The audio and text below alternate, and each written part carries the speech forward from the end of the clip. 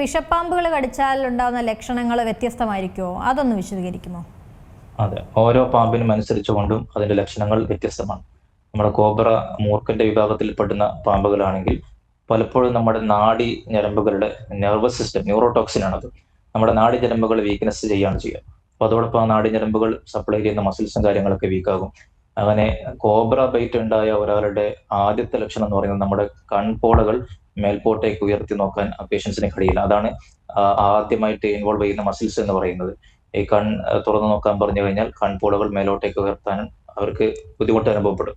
അത് കണ്ടു തുടങ്ങിയാൽ ഉടനടി ആ പേഷ്യൻസിനെ നമ്മൾ നേരത്തെ പറഞ്ഞ പ്രാഥമികമായി ശ്രദ്ധിക്കേണ്ട ഒരു കാര്യത്തിൽ ഞാൻ പറഞ്ഞത് എത്രയും പെട്ടെന്ന് ആ രോഗിയെ ഹോസ്പിറ്റലിലേക്ക് എത്തുക എന്നുള്ളതാണ്. കോബ്ര ബൈറ്റ് ആണെന്ന് നമുക്ക് ഉറപ്പാണെങ്കിൽ, മൂർഖന്റെ കടിയാണെന്ന് ഉറപ്പാണെങ്കിൽ നമ്മൾ ശ്രദ്ധിക്കേണ്ട ഒരു പ്രധാനപ്പെട്ട കാര്യം, നമുക്ക് ആന്റി സ്നേക്ക് വിനം മാത്രം ഉണ്ടായാൽ പോരാ, അവിടെ ഒരു വെന്റിലേറ്റർ ഫെസിലിറ്റി കൂടി ഉണ്ടായിരിക്കണം എന്നുള്ളതാണ്.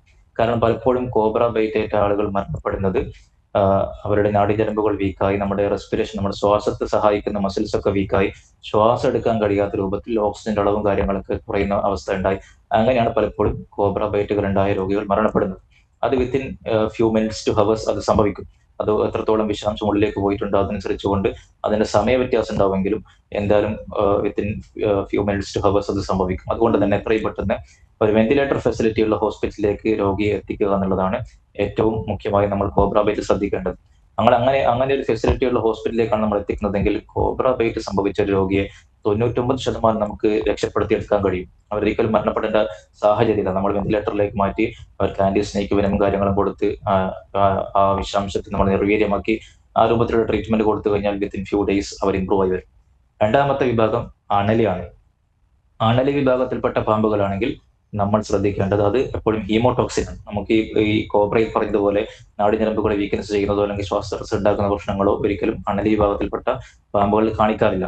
അത് പലപ്പോഴും നമ്മുടെ രക്തത്തിന്റെ കോശങ്ങളെയും അതുപോലെ തന്നെ നമ്മുടെ കൊയാഗുലേഷൻ ഫാക്ടേഴ്സ്, രക്തം കട്ട പിടിക്കാൻ സഹായിക്കുന്ന പദാർത്ഥങ്ങളിലുള്ള ഏറ്റക്കുറച്ചിലുകളും കാര്യങ്ങളൊക്കെയാണ് പലപ്പോഴും ഉണ്ടാക്കുന്നത്. അതങ്ങനെ വല്ലാതെ രൂപത്തിൽ കൂടിക്കഴിഞ്ഞാൽ പലപ്പോഴും അത് കിഡ്നി ഫെയിലർ, റീനൽ ഫെയിലറിലേക്കും ഡയാലിസിസ് ആവശ്യമാവുന്ന രൂപത്തിലേക്കൊക്കെ മാറാറുണ്ട്.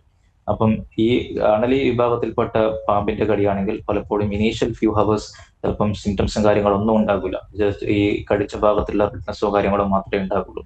Within few hours to days ആണ് പലപ്പോഴും ഇതിന്റെ ലക്ഷണങ്ങൾ നമ്മുടെ രക്തം ടെസ്റ്റ് ചെയ്യുന്ന സമയത്ത് മറ്റൊക്കെ കാണാറുള്ളത്.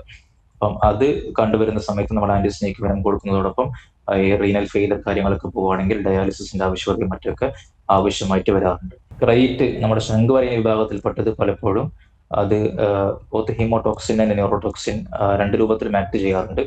അത് ന്യൂറോടോക്സിക് വിഭാഗത്തിൽപ്പെട്ട ഈ നമ്മൾ നേരത്തെ മൂർഖന്റെ വിഭാഗത്തിൽ പറഞ്ഞതുപോലെ ലക്ഷണങ്ങളും ചിലപ്പോൾ കാണിക്കാറുണ്ട്.